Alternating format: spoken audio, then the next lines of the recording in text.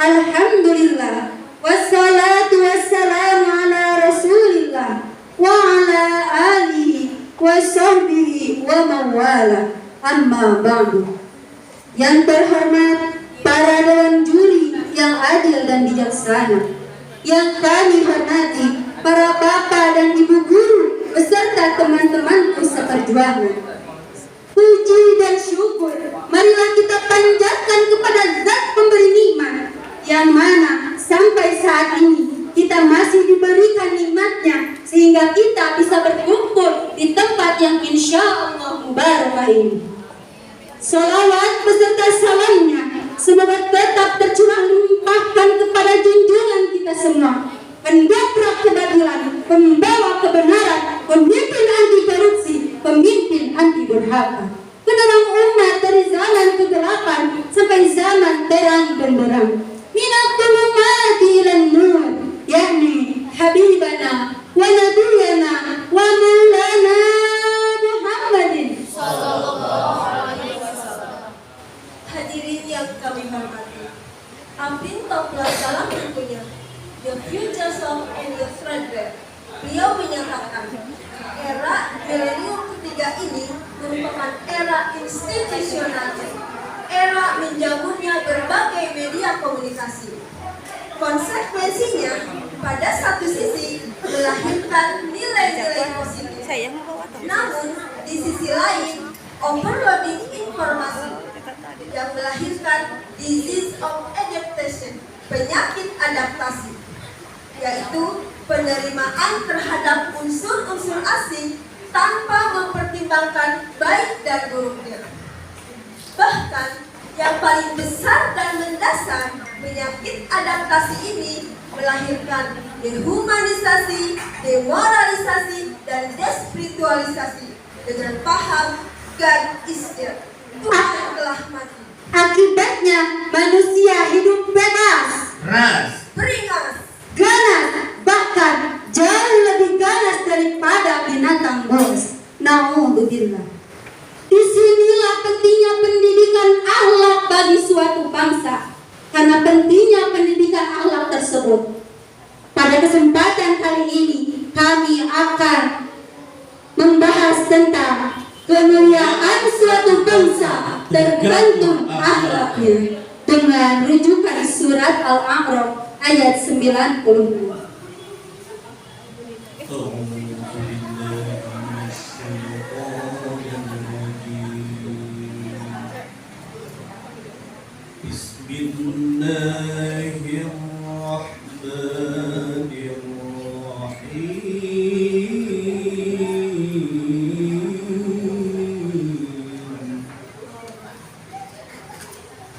ولو أن أهل القرى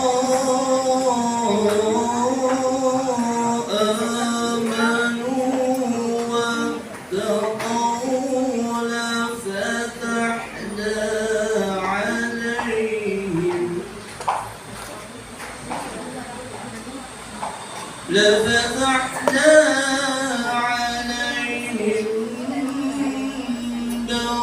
بركات من السماء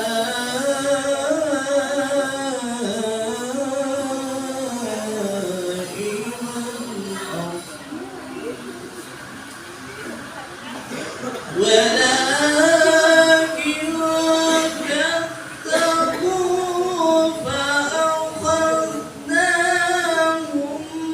بما كانوا يكسبون.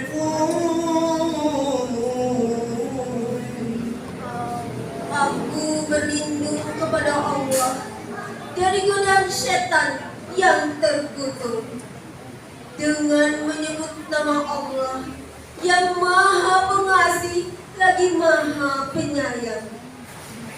Sekiranya penduduk negeri itu beriman dan bertakwa, tentulah kami bukakan baginya pintu rahmat dari langit dan bumi. Tetapi mereka mendustakan kebenaran, lalu kami ajak mereka karena perbuatannya. Hadirin yang berbahagia, Dr. Abdullah Mulataba dalam Ma'al Anbiya fil Qur'ani menjelaskan ayat tersebut ditujukan kepada kaum Sodom, yaitu umatnya Nabiullah Lut alaihissalam. Kemudian di dalam konteks ini ada 3 hal yang membuat kemungkaran. Yang pertama, kemungkaran istri Nabi Lut alaihissalam. Yang kedua, kebiasaan homoseksual. Yang ketiga, tradisi menyambut di tempat yang terang. Kumpul kebo atau hubungan badan tanpa adanya ikatan tali pernikahan antara laki-laki dan perempuan ini di barat, sekarang di Indonesia sudah menjadi hal-hal yang wajar saja. Nauzubillah. Karl Gustav mengungkapkan dalam The New Morality-nya, sehingga 1 juta lebih per tahun gadis Indonesia hamil di luar nikah. Bahkan 1000 bayi per tahun digugurkan hidupnya sendiri tanpa peri kemanusiaan. Nauzubillah. Lalu menyambung di tempat yang terang. Ini merupakan maraknya korupsi, kolusi, penyalahgunaan subsidi, perampokan anggaran pemerintahan yang kini telah terjadi menjadi kronis terjadi di negara kita tercinta. Akibatnya pembangunan nasional yang dicita-citakan, tapi penderitaan nasional yang kita rasakan. Jawa Timur, Jawa Timur. Jawa Barat, Jawa Barat. Yang makmur makin makmur, yang melarat makin melarat. Nauzubillah. Hadirin yang berbahagia, menurut Dr. Muhammad Sulaiman Ashori dalam Jumlatul Tafsir min Fathul Qadir, kehancuran suatu negara disebabkan banyaknya kaum mutrofin. Siapakah mereka? Kaum mutrofin itu yaitu orang-orang yang melampaui batas yang benar. Yang pertama, al-amiruna al-jairuna, yaitu pemimpin yang zalim. Karena hadirin, pemimpin dalam roda pemerintahan laksana mesin pada sebuah kendaraan. Andai mesinnya rusak, maka kendaraan tidak akan bisa berjalan. Bahkan penumpangnya pun tidak akan bisa sampai ke tempat tujuan. Begitupun suatu negara, jika dipimpin oleh orang-orang yang dolim, orang-orang yang hanya mementingkan kepentingan isi perutnya sendiri, partai tertentu dan golongan tertentu saja, maka pemerintahan tidak akan bisa berjalan dengan benar. Rakyat menjadi korban. Sebab witness may bring year of sorrow. Kejahatan seorang pemimpin bisa jutaan manusia menderita, tenggelam dalam untayan air mata untuk selama-lamanya. Mudah-mudahan di era kepemimpinan baru, Bapak Presiden Prabowo Subianto dapat membuktikan sebuah perubahan dari keadaan yang kurang baik menjadi keadaan yang lebih baik. Dan yang kedua, kaum mutrofin itu yaitu al-agniya wal-fajiruna, para kalang berat yang bergelimbangan maksiat Dan membayar zakat. harta riba selalu ditumbang. Padahal sepatu dan mobilnya sudah serba mengkilat. Uangnya pun berlipat-lipat. Rumahnya pun tinggi bertingkat-tingkat. Namun ironisnya, istri orang pun sering disikat dan diempat. Orang fajir tersebut bisa membuat negara kita menjadi kiamat. Na'udzubillah. Hadirin rahimakumullah. Rasulullah sallallahu alaihi wasallam bersabda, "Idza dakhala az-zina wal riba fi qaryah, faqad ahallu li anfusihim 'adab Allah." Apabila perzinahan dan riba telah bebas di suatu negara, maka seolah-olah telah menghalalkan bagi dirinya azab Allah Ta'ala. Na'udzubillah.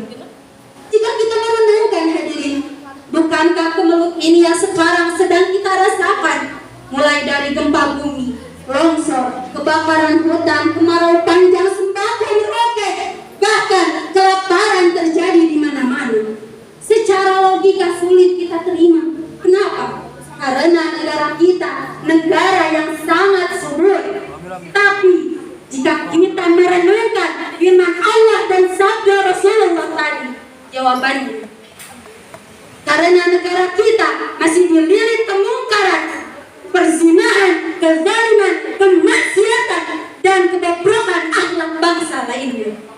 Oleh karena itu, dalam mengisi pembangunan negara kita bukan saja dituntut untuk mencetak sarjana-sarjana pintar, teknokrat brilian, politikus cerdas, tapi kita pun dituntut untuk menciptakan orang-orang yang benar, insan yang beriman, serta individu yang berbudi dan berakhlak mulia.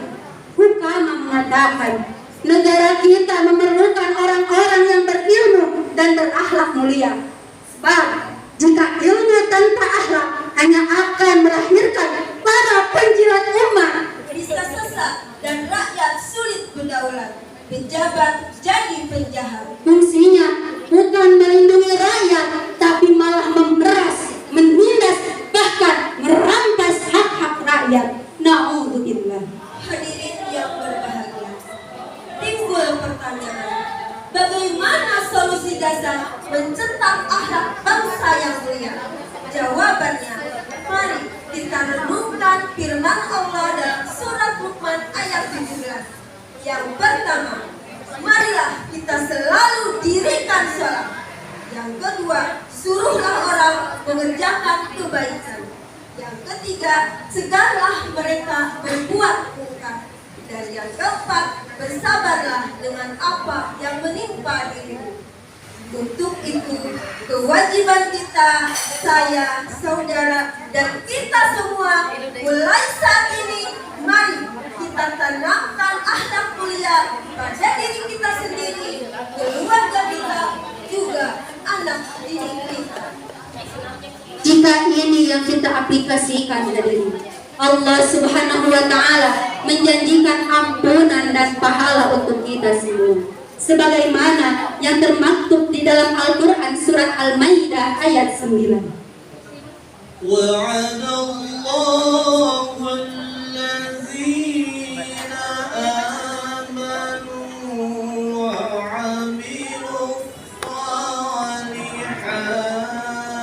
الصالحات لهم مغفرة وأجر عظيم. صدق الله العظيم.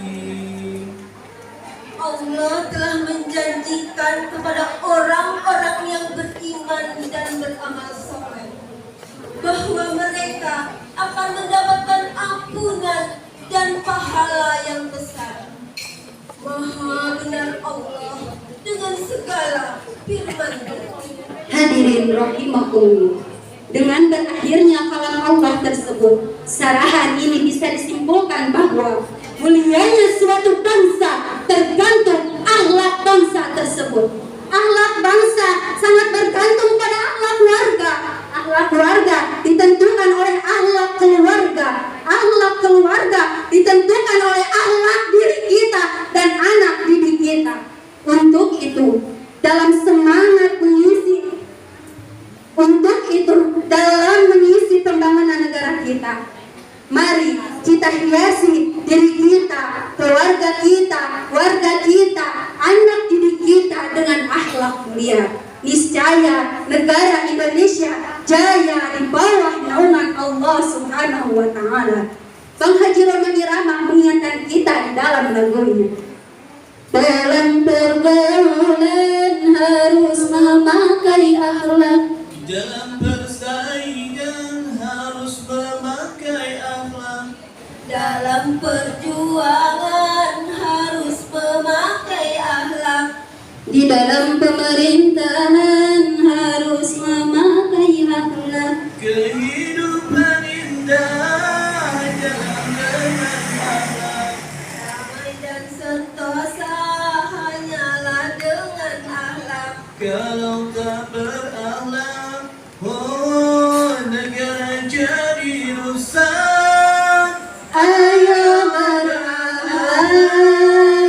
Itulah yang dapat kami sampaikan. Apabila ada kekurangan, mohon untuk dimaafkan. Apabila ada kelebihan, mohon untuk dikembalikan. Takaran yang pas namanya tepat. Orang kaya disebut konglomerat, Mudah-mudahan sarahan ini bermanfaat dan kita bahagia dunia dan akhirat. Wassalamualaikum warahmatullahi wabarakatuh.